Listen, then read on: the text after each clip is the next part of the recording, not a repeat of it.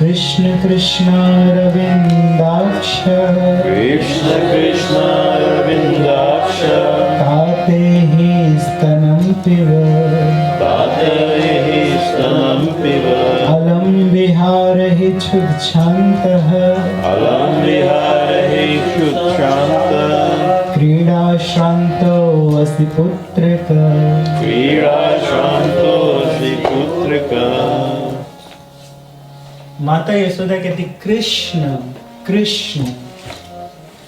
जब किसी को पुकारा जाए और प्रेम बहुत अधिक हो तो वो नाम बारंबार निकलता है। जैसे स्वीटी माता जी को अगर अभिषेक को बुलाना हो और प्रेम से बुला रही हैं तो अभिषेक अभिषेक है ना, 2 बार कहेंगे। जो भी घर में कहते होंगे अभिषेक 2 बार कहेंगे।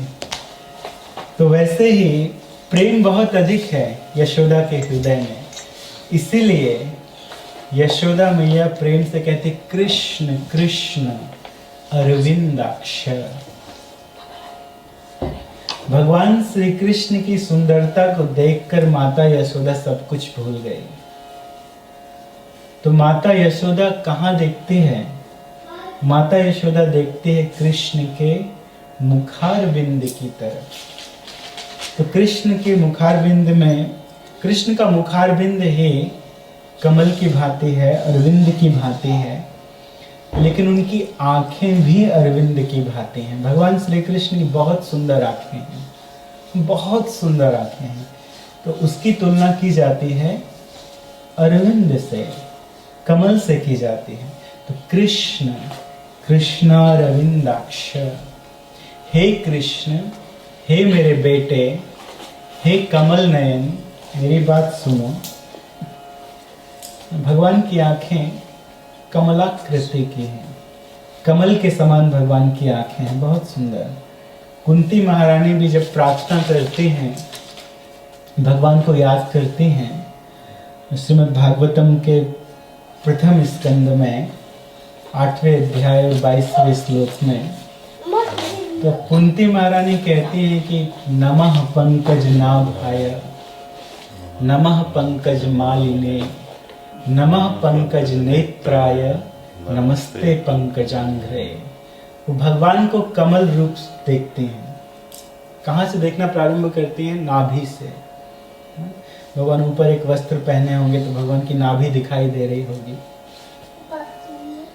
चरण से देखना प्रारंभ नहीं किया कुंती देवी ने, क्योंकि कुंती देवी भगवान की बुआ है, और बुआ अगर चरणों को देखेंगी तो कृष्ण को अच्छा नहीं लगेगा कि अरे मेरी बुआ है, चरणों में कहाँ देख रहे हैं।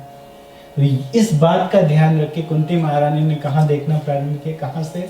सूर्य नाभि से, कि नमः पंकज नाभाय, जिनकी नाभि पंकज के समान है, कमल के समान है, उनको मैं प्रणाम करती हूँ।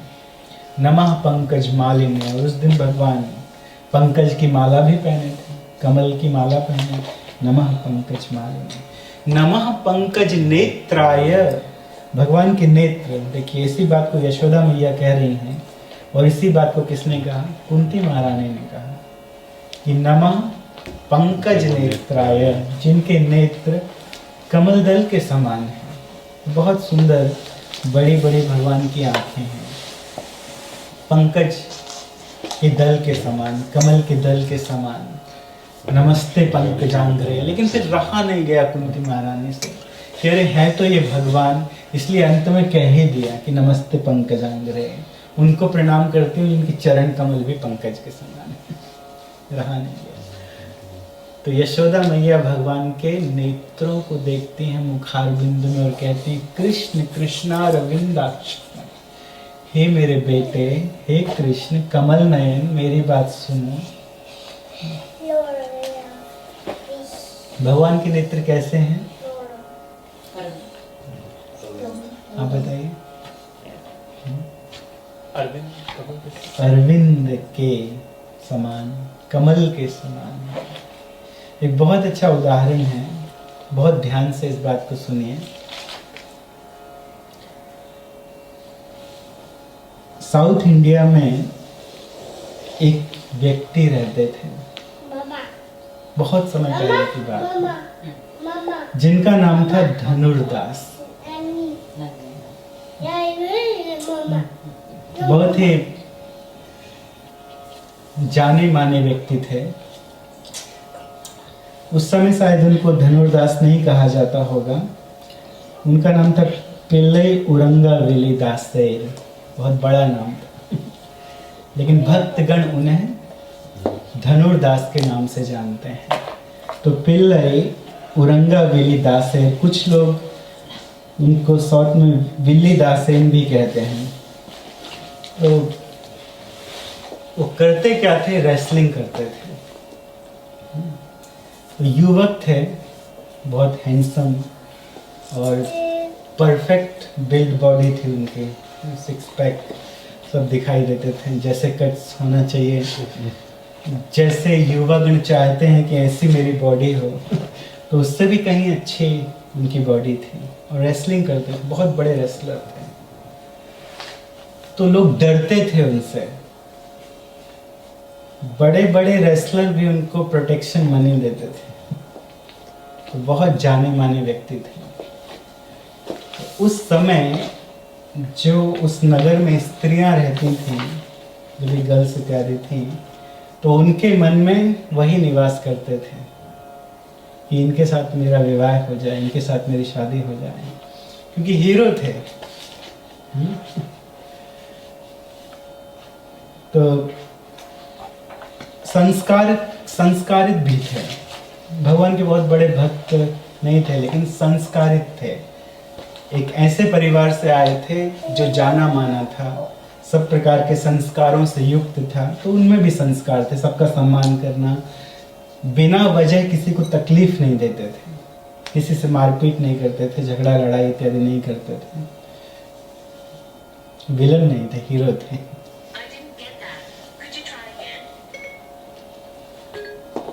उसी समय उस स्थान में एक स्त्री रहती थी, एक लड़की रहती थी, जिसका नाम था पोनाचियर।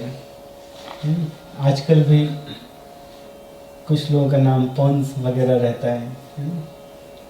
आइलैंडर लोगों का नाम तो पॉन्डरली, और उनको शॉर्टकट में वो लोग अपना नाम पूछे तो पॉन्स ऐसा कहते हैं। ये तमिल नाम है पोनाचियर, लेकिन उसको भी शॉर्ट में उसको भी पोनाची कहा जाता था। तमिल में पोन का अर्थ होता है गोल्ड, सोना। तो जैसा उसका नाम था वैसे ही वो दिखती थी। उसका शरीर जो था वो कुछ गोल्ड की तरह चमकता था। बहुत सुंदर स्त्री थी, उसके शरीर की बनावट बहुत अच्छी थी, तो सभी लोग उसे भी पसंद करते थे। तो जिस प्रकार से धनुर्दास वो स्त्रियों के हृदय में निवास करते थे, उसी प्रकार पोनाची वो युवाओं के हृदय में निवास करते थे। तो एक बार कहीं किसी से सुन लिया धनुर्दास जी ने कि अमुक सुंदर स्त्री इस नगर में रहती है, तो उन्होंने भी उसे देखा, कहीं देखा। तो जैसे ही देखा वो वही उसकी ब्यूटी को देखकर और वहीं धराशायी हो गए। उसके बाद फिर उनसे और कोई काम नहीं होता था, वहीं से रेसलिंग उनकी बंद हो गई। मन में केवल ध्यान आता था तो पोनाची का ध्यान आता था और कुछ नहीं। तो जब उन्होंने पोनाची को देखा था तो उसका जो शरीर है वो तो सुंदर था ही, जितनी हाइट होना चाहिए, जैसा शरीर होना चाहिए वैसा था, लेकिन उसकी आंखें बहुत सुंदर थी, गोल गोल बड़ी बड़ी आंखें, बहुत सुंदर आंखें थी। धनुर्दास के हृदय में उसकी आंखें बस गईं। अब वो केवल देखना चाहते थे तो उसकी आंखों को भी देखना चाहते थे। रातों की नींद उड़ गई, दिन का चैन चला गया। अब केवल दिखाई देता था तो दिन में भी आंखें खोल के भी पोनाची की आंखें ही दिखाई देती थी और कुछ नहीं। तो सांस्कारिक थे तो उन्होंने अपना विवाह प्रस्ताव रखा, उनके घर में किसी को भेजा या स्वयं गए। तो पोनाची भी तो यही चाहती थी। वो भी बहुत सुंदरी थी। अगर उस समय ये सब कंपटीशन वगैरह होता मिस यूनिवर्स और मिस इंडिया का, तो पोनाची को ही चुना जाता। और दूसरी तरफ धनुर्दास, वो तो मिस्टर इंडिया थे ही, तो अनुरूप थे दोनों, तो दोनों का विवाह हो गया। और विवाह के बाद भी एक दूसरे को वो बहुत प्रेम करते थे, बहुत प्रेम करते थे। कई वर्षों के बाद भी, है ना, देखा जाता है कि कोई स्त्री अपने शरीर को सजाती है, संवारती है विवाह के पहले किसी मनुष्य के लिए, लेकिन बाद में वो केवल तभी संवारती है जब उसके साथ कहीं जाना होता है। फिर उसके लिए संवरना बंद हो जाता है विवाह के बाद।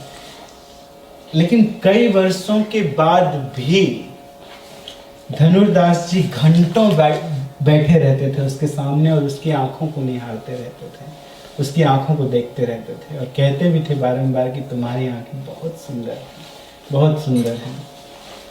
तो घंटों घंटों निहारते रहते थे, घर का काम भी नहीं हो पाता था। तो स्वामी अब जाने दीजिए, घर का काम भी करने दीजिए। लेकिन उसके हृदय में भी बड़ी प्रसन्नता थी कि ये हमें बहुत प्रेम करते हैं। कई वर्ष बीत गए लेकिन फिर भी इनका प्रेम वैसा ही है जैसे पहले था। तो एक बार की बात है कि वहां पर श्रीरंगम में शोभा यात्रा निकलती थी स्प्रिंग के समय में, बसंत ऋतु में, जिसे बसंतोत्सव भी कहा जाता है, बसंत उत्सव। तो उस समय भगवान श्रीरंगम जी का जो बहुत बड़ा मंदिर है, शायद सबसे बड़ा मंदिर है, बहुत विशाल मंदिर है भारत का, तो रंगनाथ जी की डीटी वहाँ पर है। और जब कोई फेस्टिवल होता है तो फेस्टिवल की एक अलग डीटी होती है, जिनको लेकर कभी कभी बाहर जाते हैं शोभा यात्रा इत्यादि में। एक डीटी तो होती है स्थापित की हुई, जिनको स्थान से हिलाया नहीं जाता है। लोग कहते हैं कि प्राण प्रतिष्ठा हो गई। जैसे राधा गिरिधारी जी के मंदिर में जाते हैं तो जन्माष्टमी में अभिषेक के लिए राधा गिरिधारी जी को बाहर नहीं लेके आते हैं, एक उत्सव डीटी होती है, उत्सव के समय जिनका अभिषेक किया जाता है। तो इसी प्रकार से श्रीरंगम जी में भी एक उत्सव डीटी थी जिनका नाम है नाम पेरुमल, जिनको नाम पेरुमल कहा जाता है।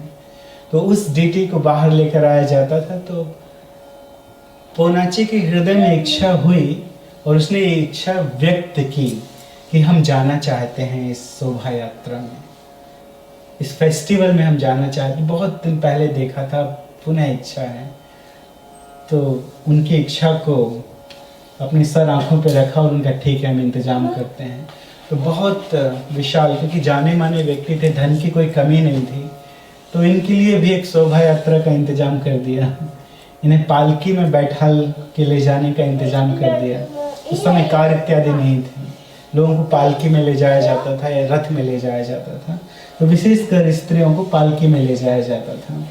तो उस स्थान तक जहाँ प्रमुख द्वार था उस शोभा यात्रा का, वहां तक वे पालकी में गए।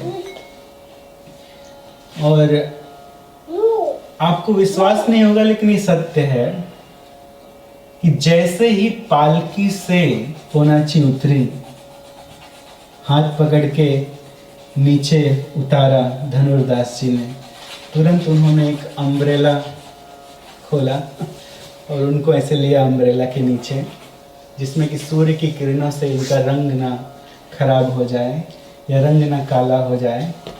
तो एक बड़ा सा छाता लगाया और इतने ज़्यादा अटैच्ड थे उनकी आंखों से कि केवल उनकी आंखों में ही देख रहे थे। शोभा यात्रा चल रही है, भगवान हैं श्री पेरुमल जी, अपनी स्त्री को पेरुमल की तरफ लेकर जा रहे हैं, नाम पेरुमल जी की तरफ, और ये बैकवर्ड जा रहे थे क्योंकि ये अपनी स्त्री को देख रहे थे। उनकी स्त्री आगे बढ़ रही थी और ये उसको देखते देखते पीछे जा रहे थे। ठीक है भैया, अपनी स्त्री से प्रेम है, अच्छी बात है, विवाहित व्यक्ति को अपनी स्त्री से प्रेम होना चाहिए, लेकिन अगर भगवान के मंदिर में जाओ तो थोड़ा भगवान को भी देख लो, भगवान को भी निहार लो। ये परम प्रेमी सबके पति तो भगवान ही है, चाहे पुरुष हो या स्त्री, सबके पति भगवान है।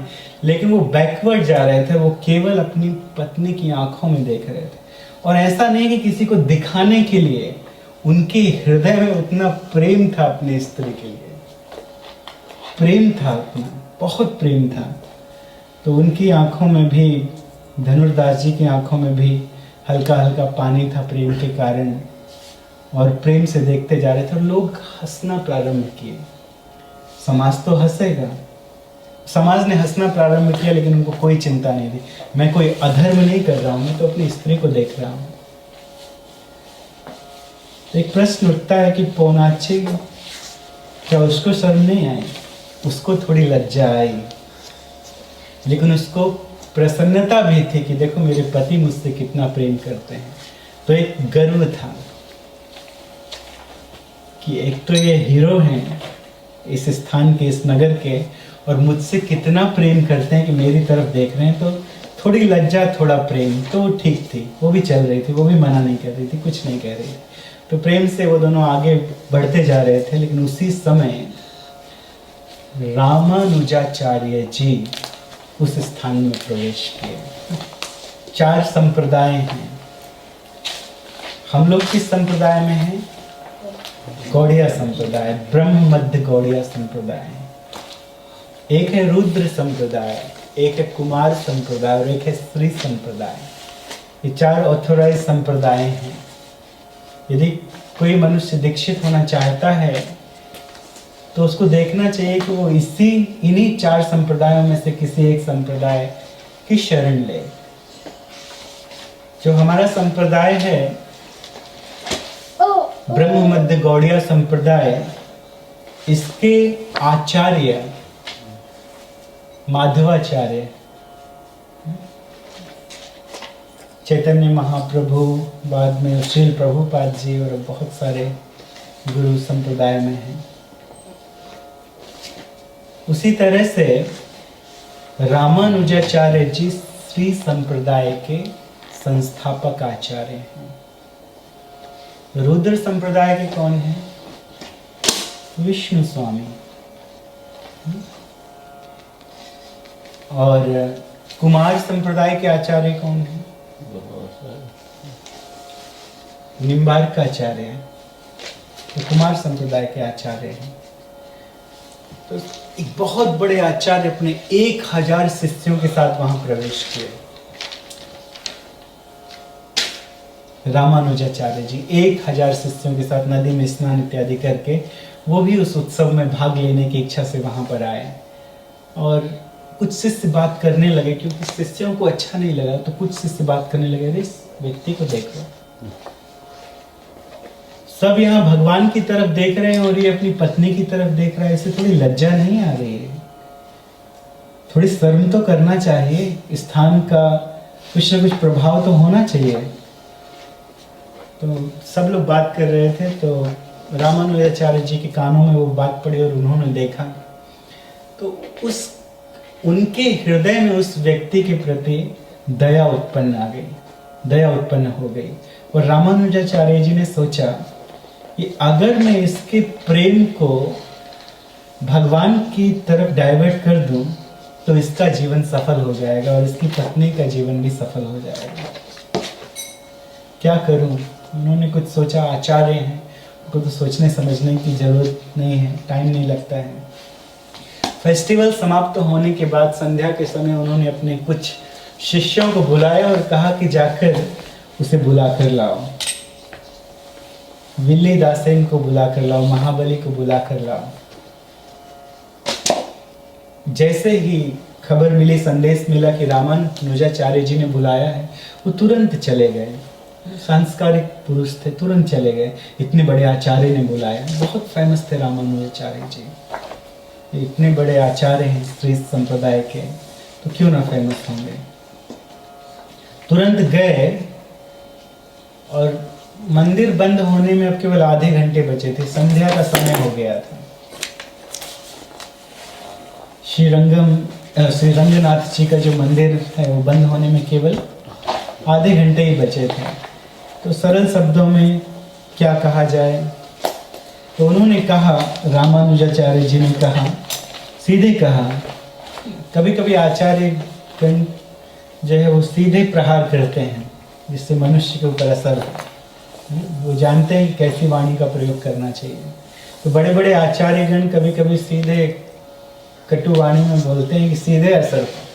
तो कहते हैं तुम्हें शर्म नहीं आती है, थोड़ी लज्जा नहीं आती है? भगवान की शोभा यात्रा में भी तुम स्त्री की तरफ देख रहे थे, थोड़ी शर्म तो आना चाहिए। समाज का तो ध्यान रखना चाहिए ना। तो वो कहते हैं, उन्होंने कहा, अगर मुझे पता चल जाए कि इस संसार में किसी की आंखें मेरी पत्नी की आंखों से ज्यादा सुंदर है, तब ना वहां देखूं।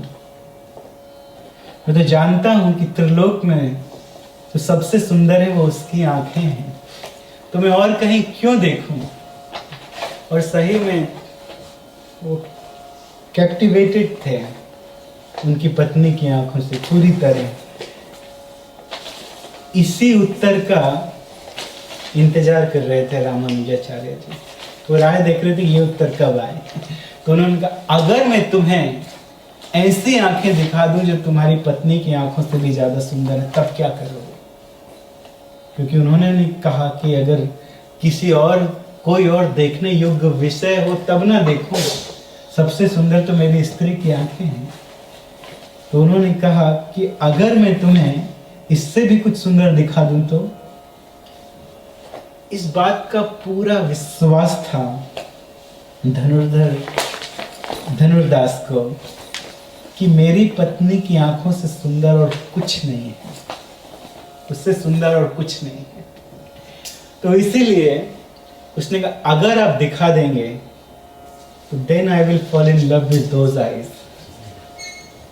ऐसा कहा, और कहा, मैं अपनी पत्नी के साथ जीवन भर आपकी सेवा करूंगा, आपकी शरण ले लूंगा, सब कुछ छोड़ दूंगा अगर आप कुछ दिखा देंगे तो। इतना कहना था और उन्होंने हाथ पकड़ा, धनुर्दास जी का हाथ पकड़ा और तुरंत श्री रंगनाथ जी के पास में ले गए।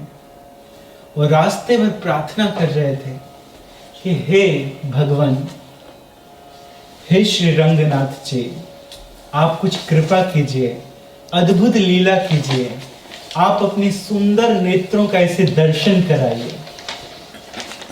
यद्यदाचरति श्रेष्ठतः तदेवेतरो जना, सयत्र प्रमाणम कुरुते लोकस्तदनुवर्तते। जैसा सलमान खान करना चाहते हैं, जैसा शाहरुख खान करना चाहते हैं, जैसा कोई बड़ा व्यक्ति जिसको लोग बड़ा समझते हैं, जैसा वो लोग करना चाहते हैं, वैसा सब लोग अनुसरण करने लगते हैं। जैसे वो वस्त्र पहनते सब वैसे ही वस्त्र पहनना शुरू कर देते हैं, लोग अनुसरण करते हैं। तो रामानुजाचार्य जी ने ये भी सोचा, ये अपनी स्त्रियों की आंखों में देखता है तो सब व्यक्ति यही करेंगे, क्योंकि ये हीरो है यहाँ का, सब व्यक्ति यही करेंगे। लेकिन अगर इसको भगवान की तरफ डाइवर्ट कर दूं तो सारे लोग इसको ही फॉलो करेंगे और भगवान की तरफ देखेंगे। ये भी उनके हृदय में आया। तो ये सब सोच के भगवान से प्रार्थना कर रहे थे, कुछ चमत्कार कीजिए, मैं लेकर आ रहा हूँ इसको आपके पास। और ले गए भगवान के पास, श्री रंगनाथ जी के पास, जो शेष सैया पर लेटे हुए हैं, शेष सैया पर लेटे हुए हैं श्री रंगनाथ जी श्रीरंगम में। तो और भगवान की आंखों की तरफ उन्होंने इशारा कर दिया और वहां पर भगवान ने अपनी आंखों का दर्शन, दिव्य दर्शन कराया। सदा पश्यन्ति सूर्यः, जिन आंखों को सदा देवता देखते रहते हैं और कभी थकते नहीं हैं, उन आंखों का दर्शन करा दिया भगवान ने श्री धनुर्दास जी को। और जैसे ही दर्शन हुए भगवान की दिव्य आंखों के, वहीं पर घुटनों के बल गिर गए धनुर्दास जी और भगवान की आंखों की तरफ देखने लगे। बहुत सुंदर आंखें, बस देखने लगे। वंशी विभूषित करात नवनीरदाभा पीतांबरात बिंब फलाधीश पूर्णेन्दु सुंदर मुखाद अरविंद नेत्रा कृष्णात् परम तत्व किमपि अहं न जाने। नमः पंकजनाभाय नमः पंकजमालिने नमः पंकजनेत्राय नमस्ते पंकजांघ्रे। नमः पंकज नेत्राय। भगवान की आंखों को देखकर वे सब कुछ भूल गए। धनुर्दास जी सब भूल गए। भगवान की आंखों से सुंदर और किसी की आंखें नहीं। तो गिरे और बस देखते ही उनकी आंखों से झरझर झरझर करके अश्रुधार बहने लगी। शरीर कांपने लगा। शरीर में एक विशेष प्रकार का ताप उत्पन्न हो गया। सारे संसार को भूल गए श्री रंगनाथ जी की आंखों का दर्शन करके। और उसके बाद वे दंडवत प्रणाम करते हैं रामानुजाचार्य जी को। आप कहते हैं माफ कर दीजिए, आपकी कृपा से मुझे इस संसार की सबसे सुंदर वस्तु का दर्शन मिला है। सबसे अधिक सुंदरता आज मैंने देखी है। गए बाद में अपनी पत्नी के पास गए और जाकर सारी घटना बता दी। तो उनकी पत्नी ने भी ये नहीं सोचा कि अब इनका प्रेम किसी और के साथ हो गया है, किसी और की आंखें अब इन्हें अच्छी लगती। उनकी पत्नी बहुत प्रसन्न हुई। उनकी पत्नी ने कहा कि बहुत अच्छा, बहुत अच्छा। जब ये देखा कि मेरे पति भगवान की तरफ मुड़े हैं तो उन्होंने भी उनका अनुसरण किया और दोनों ने इस संसार के सारे यश को त्याग दिया, सारे धन को त्याग दिया और श्री रामानुजाचार्य जी के आश्रम में वहीं पर कुटिया बना के रहने लगे, उनकी सेवा करने लगे।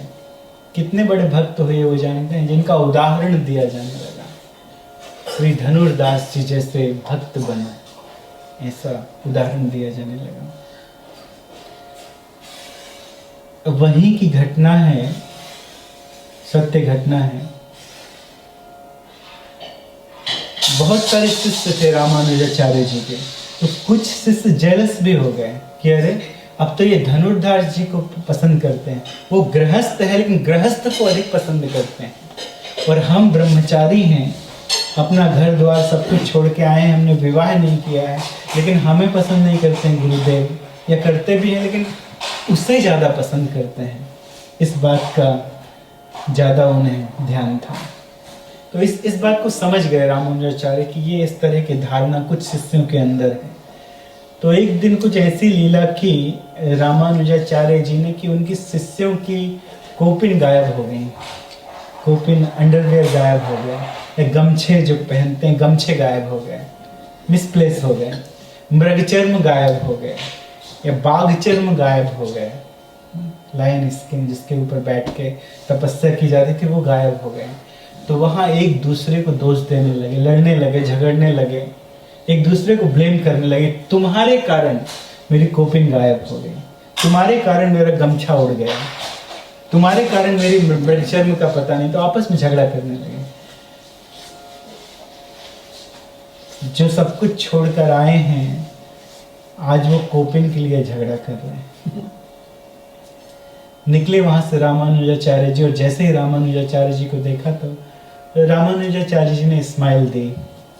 तो उस स्माइल को देख के समझ गए कि हमसे गलती हो गई, इसलिए रामानुजाचार्य जी हंस रहे हैं। हम देखो जो सब कुछ त्याग करके आए हैं, और यहाँ हम साधारण वस्त्र के लिए हम इस तरह से विलाप कर रहे हैं, एक दूसरे को ब्लेम कर रहे हैं, झगड़ रहे हैं। कुछ समय के बाद रामानुजाचार्य जी कहते हैं कि तुम्हारी जो अवस्था है वो तो अब हमें पता चल चुकी है। मैं कभी कभी ये सोचता हूँ कि वो जो गृहस्थ कुटिया बना के रहता है उसकी कैसी महादशा होगी। जब तुम लोगों की ये दशा है तो धनुर्दास की क्या दशा होगी। वो तो गृहस्थ है। तो सबने कहा कि हाँ सही बात है। तो परीक्षा ली जाए। सबने कहा ठीक है परीक्षा लीजिए। क्या परीक्षा ली जाए? तो प्लान बनाया गया। तो रामानुजाचार्य जी ने कहा कि जब मैं धनुर्दास को अपने पास बुलाऊंगा और वो घर में ना हो और उसकी पत्नी विश्राम कर रही हो, उस समय उसके गहने चुरा कर ले आओ और घर में जो कीमती वस्तु है उसे उठा कर ले आओ, फिर देखते हैं इनकी क्या दशा होगी। ये तो गृहस्थ हैं, ज्यादा झगड़ा करना चाहिए। तो एक समय बुलाया रामानुजाचार्य जी ने धनुर्दास जी को अपने पास, और उनकी स्त्री जब घर का काम करके थक के थोड़ा विश्राम कर रही थी, खिड़की से कुछ भक्त अंदर घुस गए, कुछ ब्रह्मचारी भक्त, और जाके वस्तुएं चुराने लगे। तो करवट लेकर सोई हुई थी, तो यहाँ का झुमका भी निकाल लिया, गले का हार भी निकाल लिया, इस हाथ की चूड़ियाँ भी निकाल ली। तो स्त्री की आंखें नींद खुल गई। स्त्री ने देख लिया, अपनी कुछ तिरछी नजर से देख लिया कि ये लोग हमारे, ये वैष्णव, श्री वैष्णव हमारे आभूषण इत्यादि उतार रहे हैं। उस स्त्री के मन में क्या आया? कोई साधारण स्त्री होगी तो क्या करेगी? तुरंत मारेगी, चिल्लाएगी। लेकिन उसने देखा स्त्री वैष्णव है, लगता है आज गुरुदेव के आश्रम में कोई बहुत बड़ी विपत्ति आई है, इनको धन की बहुत बड़ी आवश्यकता है, इसलिए ये ऐसा कर रहे हैं। तो उसने सोचा कि इस तरफ का झुमका तो निकाल लिया, इस तरफ के कंगन तो निकाल लिए, लेकिन दूसरी तरफ का झुमका कैसे निकालेंगे? उन्हें मैं ये भी दे दूं, न जाने कितनी बड़ी विपत्ति आई है। तो इसलिए उन्होंने दूसरी तरफ करवट ले ली, यहाँ का झुमका भी निकाल लीजिए। लेकिन जैसे ही करवट निकली, वो डर गए कि अरे ये जग गई है, और वो भाग गए। जो हाथ में आया था उतना ही लेके भाग गए। इसके बाद जब धनुर्दास जी घर आए तो उन्होंने देखा कि स्त्री एक ही बाला पहनी है। तो उन्होंने पूछा कि मधुबाला क्या बात है? तो सारी बात बता दी उनकी स्त्री ने कि लगता है आज गुरुदेव के आश्रम में धन की बहुत बड़ी आवश्यकता है, क्योंकि श्री वैष्णव आए थे और वो किस तरह से वस्तुएं चुरा कर ले गए, और मैंने जब करवट बदली कि दूसरी तरफ का गहना भी उतार लें तो वो भाग गए। तो धनुर्दास जी उसे डांटते हैं, अरे मूर्ख, क्यों ऐसा किया तुमने? ये बेवकूफी करने की क्या आवश्यकता थी? तुमने ये नहीं सोचा कि तुम जब करवट बदलोगी तो डर के वो भाग जाएंगे?